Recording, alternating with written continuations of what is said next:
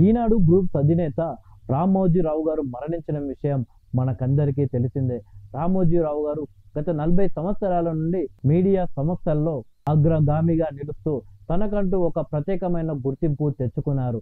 కేవలం తెలుగు రాష్ట్రాల్లోనే కాకుండా భారతదేశం మొత్తం మీద రామోజీరావు గారికి ప్రత్యేకమైన గుర్తింపు ఉంది. రామోజీరావు గారికి నివాళులు అర్పిస్తూ చాలా మంది సెలబ్రిటీలు సంచలన వ్యాఖ్యలు చేసి సినీ నటుడు రాజేంద్ర ప్రసాద్ అయితే గత వైసీపీ ప్రభుత్వం రామోజీరావు గారు మరణించారు అంటూ వైసీపీ ప్రభుత్వం కూలిపోయాకే కల్లారా చూసి రామోజీరావు గారు మరణించారు అని రాజేంద్ర ప్రసాద్ చేసిన వ్యాఖ్యలు ఇప్పుడు సోషల్ మీడియాలో వైరల్ గా మారాయి. కేవలం రాజేంద్ర ప్రసాదే కాకుండా తాజాగా కాంగ్రెస్ పార్టీ సీనియర్ నాయకులైనటువంటి విహెచ్ఆర్ చేసిన వ్యాఖ్యలు ఇప్పుడు తీవ్ర దుమారం రేపాయి. రామోజీరావు గారు సాధారణంగా చనిపోలేదు అని మార్గదర్శి చిట్ ఫండ్స్ కేసుల మీద ప్రభుత్వమైన వైసీపీ రామోజీరావు గారిని హింసించి హత్య చేశారు అని హనుమంతరావు సంచలన వ్యాఖ్యలు చేశారు. రామోజీరావు గారికి నివాళులు అర్పించిన తర్వాత మీడియాలతో మాట్లాడిన హనుమంతరావు గారు సంచలన వ్యాఖ్యలు చేశారు.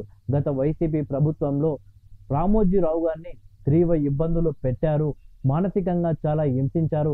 నేను ఆనాడే వైసీపీ ప్రభుత్వాన్ని ఎండగట్టాను. అలా చేయడం దారుణం, ఇది ముమ్మాటికి హత్య అని వైసీపీ ప్రభుత్వంపై తీవ్ర వ్యాఖ్యలు చేశారు విహెచ్ గారు. వైసీపీ ప్రభుత్వంలో మానసికంగా రామోజీరావు గారిని హింసించడంతోనే ఆయన అనారోగ్యానికి గురయ్యారని విహెచ్ సంచలన వ్యాఖ్యలు చేశారు. ఇలా మొత్తానికి రామోజీరావు గారు మరణించడంతో చాలా మంది సెలబ్రిటీలు అలాగే రాజకీయ నేతలు వైఎస్ఆర్సీపీ ప్రభుత్వంలో రామోజీరావు గారిని ఇబ్బంది పెట్టిన క్షణాలను గుర్తు చేసుకొని గత వైసీపీ ప్రభుత్వంపై తీవ్ర విమర్శలు చేస్తున్నారు.